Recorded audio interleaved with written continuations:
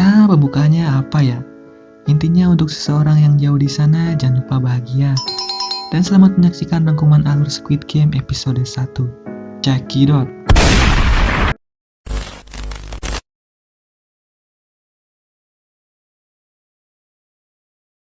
Diawali dengan ditampilkannya anak-anak sedang bermain. Permainan tersebut dinamakan permainan cumi-cumi, karena bentuk arenanya seperti hewan laut tersebut. Peraturannya sangat simpel. Anak-anak dibagi ke dalam 2 regu, di mana ada penyerang dan juga penjaga. Ya semacam dadaluan lah kalau di daerah gue. Singkat cerita, bocah dengan kaos kutang ala GTA berhasil melaju hingga menginjak titik kepala cumi-cumi, yang artinya ia menang, dan film pun dimulai. Tampak seorang pria bernama Gihun maksudnya, tengah memarahi ibunya yang sudah sepuh, karena ibunya tidak memberikan uang untuk hadiah ulang tahun anaknya. Gihun adalah seorang supir angkot. Ia sebenarnya sosok pria yang baik, tapi karena kehidupannya yang bisa dibilang sangat kesulitan, seperti perceraiannya yang membuatnya sulit bertemu anaknya, bisnisnya yang gagal, hutang yang menumpuk, perjudian, dan lain sebagainya, membuatnya jadi gampang tersulut emosi. Tapi kemudian, dengan kebaikan hati, ibunya kembali memberikan Gihun sedikit uang. Sebagai seorang pria yang cukup baik tapi agak berdebah, Gihun mengambil ATM si ibu untuk mendapatkan uang lebih. Tapi setelah ia masuk ke bank, ternyata PIN yang ia masukkan salah. Hingga di percobaan ketiga sebelum kartu itu diblokir, akhirnya ia berhasil. PIN-nya ternyata tanggal lahir anaknya sendiri. Dan parahnya uang itu ia pakai untuk bermain taruhan semacam judi. Tapi ternyata ia kalah dalam percobaan pertama.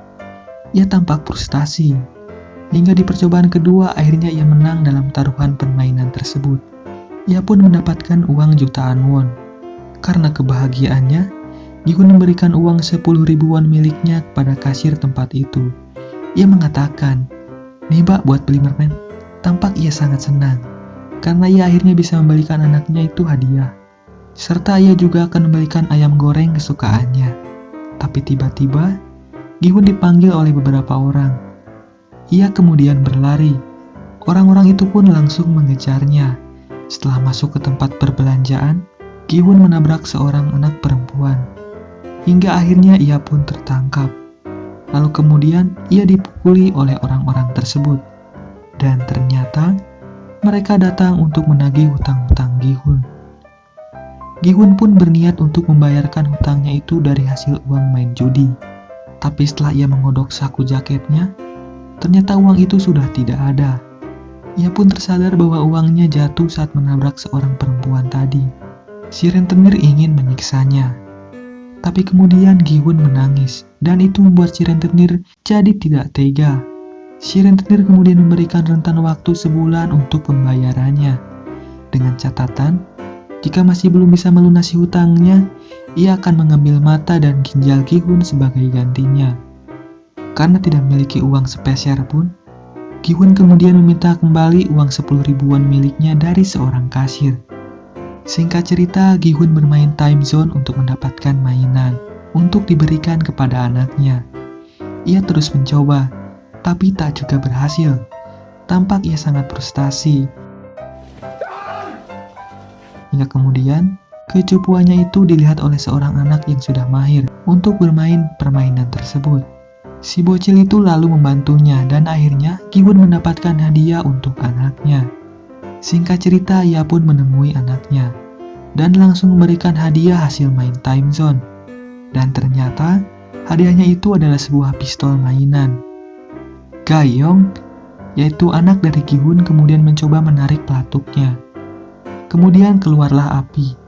Dan ternyata itu adalah sebuah korek api. Gihun yang tak mengetahui hal itu langsung mengambil kembali korek api tersebut. Dan ia berjanji akan memberikan hadiah yang bagus di tahun berikutnya. Lalu kemudian ia mengantarkan anaknya itu pulang ke ibunya. Singkat cerita, di saat-saat ia tengah duduk menunggu jadwal pemberangkatan MRT berikutnya, ia bertemu dengan seseorang misterius. Tapi ya jujur kalau saya sangat tidak asing dengan orang ini, karena kalau gak salah orang ini juga main di drama Go. sempat menolak diajak berbicara karena Gihun mengira dia adalah seorang penyebar agama Kristen, sementara Gihun itu beragama Buddha. Tapi tiba-tiba orang tersebut mengajak Gihun untuk bermain sebuah game. Dengan aturan, jika Gihun menang, Gihun akan mendapatkan uang 100.000 won. Dan jika Gihun kalah, Gihun harus membayar 100.000 won kepadanya. Sempat tak percaya, tapi setelah orang itu menyodorkan uang di dalam kopernya, akhirnya Gihun mencoba untuk menanyakan seperti apa permainannya. Permainannya sangat simpel, tapi gue lupa kalau di kita namanya apa. Kalau gak salah kayaknya nih hampir sama kayak yang di Upin Ipin deh. Yang jelas si pemain diberi satu papan kecil, dan dia harus melemparkan papan tersebut ke papan lainnya yang terdapat di lantai. Jika papan yang di lantai itu posisinya terbalik setelah pemain melemparkan papan miliknya, maka ia menang. Singkat cerita, permainan dimulai, dan Gihun ternyata kalah dalam percobaan pertama. Sempat mau berlari karena ia tak punya uang untuk membayarnya, orang misterius itu kemudian meminta badan Gihun sebagai gantinya. Bukan minta ginjal ataupun sebagainya, tapi hanya menampar pipi Gihun sebagai gantinya, yang berarti satu tamparan sama dengan 100.000 won. Gihun pun bersemangat untuk bermain, karena sebuah tamparan itu hal yang biasa baginya. Ia terus-menerus bermain, ia bahkan mengabaikan jadwal keberangkatan MRT yang ia tunggu. Terlihat pipinya mulai memerah, hingga kemudian akhirnya Gihun menang. Ia pun diberi uang 100.000 won. Gihun sempat tak percaya. Kemudian, pria itu memberikan sebuah kartu nama, di mana jika Gihun ingin bermain lagi, bisa langsung menghubunginya. Saat di rumah, si ibu menjelaskan bahwa Ga-hyun akan pergi ke Amerika karena pekerjaan ayah tirinya. Gihun terlihat cukup terpukul karena ia telah berjanji akan memberikan hadiah kepadanya di ulang tahunnya tahun depan. Gihun tampak sedang melihat-lihat foto Ga-hyun. Hingga akhirnya ia tersadar ia mempunyai kartu nama pria misterius yang memberikannya uang dengan mudah. Gihun pun mencoba untuk menelponnya, lalu memberikan nama dan tanggal lahirnya sebagai pendaftaran. Beberapa saat kemudian, sebuah mobil putih datang dan menjemput Gihun. Setelah masuk ke dalam mobil tersebut, tampak ada juga orang lain yang sedang tertidur. Dan tiba-tiba, asap menyelimuti bagian dalam mobil tersebut. Dan Gihun pun juga ikut tertidur. Bangun-bangun, ia sudah ada di sebuah tempat, di mana tampak seperti di dalam sebuah asrama. Dan ternyata, banyak juga peserta yang berpartisipasi dalam permainan tersebut. Dan tampak juga banyak yang mengawasi para peserta di balik layar. Para peserta terlihat masih kebingungan dan tidak mengerti tentang apa yang sebenarnya terjadi. Serta mayoritas pemainnya adalah orang-orang tua, bahkan ada juga yang sudah abah-abah.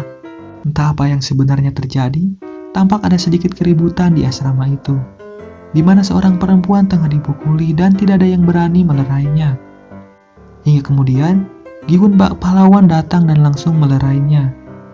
Dan ternyata, wanita itu adalah wanita yang sudah mengambil uang hasil judinya. Ia pun hendak memukulnya juga. Tapi kemudian, terlihat beberapa orang dengan menggunakan APBD lengkap datang menghampiri mereka. Orang-orang tersebut lalu memberikan beberapa kata sambutan, di mana dijelaskan bahwa para peserta akan berpartisipasi dalam 6 permainan selama 6 hari. Barang siapa yang memenangkan 6 permainan tersebut, maka akan mendapatkan uang tunai dalam jumlah yang besar. Tapi beberapa peserta tampak masih tidak percaya dan curiga terhadap panitia pelaksana, di mana saat penyebutan para peserta, mereka dibius lalu dompet serta ponsel mereka diambil. Kemudian mereka dibawa ke tempat misterius yang entah di mana. Lalu si panitia menjelaskan bahwa itu semua demi kerahasiaan saat membawa para peserta ke tempat tersebut. Dan barang-barang yang diambil akan dikembalikan saat permainan berakhir. Salah seorang kembali bertanya dan meminta alasan mengapa para peserta harus mempercayainya.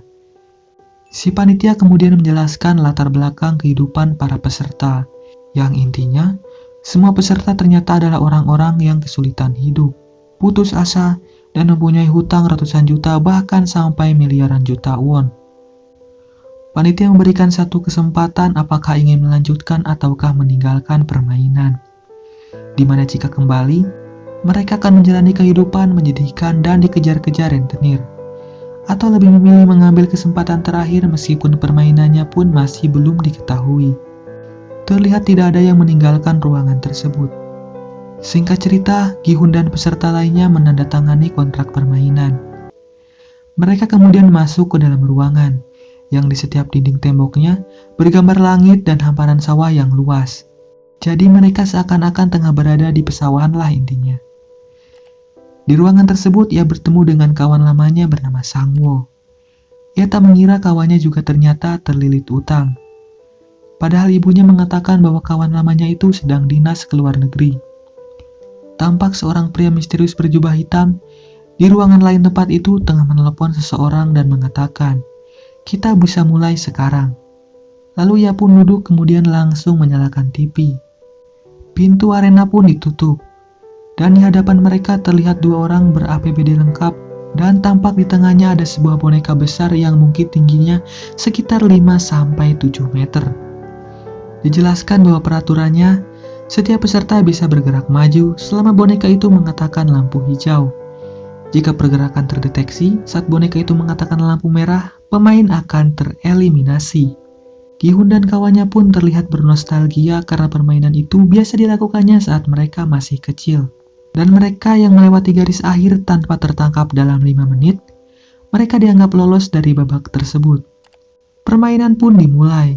Waktu 5 menit itu mulai bergerak dan si boneka mulai mengucapkan mantranya.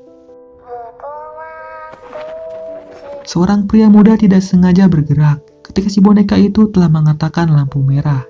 Dan tiba-tiba, suara misterius pun terdengar. Lalu pria itu langsung terkapar. Orang-orang keheranan, suara apakah itu? Hingga beberapa saat kemudian, si boneka kembali mengatakan lampu hijau. Teman dari pria muda tersebut mulai datang dan menanyakan kondisinya. Dan ternyata, mulutnya sudah mengeluarkan darah. Si teman pria itu panik dan langsung berlari ke belakang. Tapi sayangnya, boneka itu baru saja mengatakan lampu merah, yang artinya diam di tempat. Dor, lalu tepat bersarang di punggung pria itu. Semua peserta panik berlarian ke sana kemari. Padahal si boneka itu belum mengatakan lampu hijau. Alhasil, tempat tersebut jadi pembantaian massal yang sangat keji. Hampir setengah dari jumlah peserta gugur. Dan tampak pria berjubah hitam sangat menikmati menonton permainan tersebut, sambil minum segelas sirup marjan rasa madu. Si MC kembali menjelaskan bahwa setiap peserta hanya boleh bergerak ketika boneka itu mengatakan lampu hijau. Diawali dengan si abah pemberani yang mulai melangkah maju, lalu kemudian yang lainnya pun ikut melangkah. Tapi terlihat Gi-hun masih terkejut dengan permainan tersebut. Ia tampak masih belum bisa bangkit. Untungnya ada teman lamanya yang memberikan sedikit motivasi agar Gi-hun tetap melangkah sebelum waktunya habis. Perlahan tapi pasti, Gi-hun mulai bergerak. Tampak beberapa peserta masih bertahan dan terus bergerak maju. Hingga beberapa orang pun akhirnya berhasil lolos melewati garis finish. Bahkan si abah dengan senyumannya pun berhasil sampai. Waktu sudah sangat mepet, dan Gi-hun masih belum sampai di garis finish. Tampak temannya mulai khawatir karena ia sudah berhasil finish sementara Gi-hun belum. Hingga kemudian, di saat berlari, Gi-hun menginjak tangan seseorang yang sudah tereliminasi.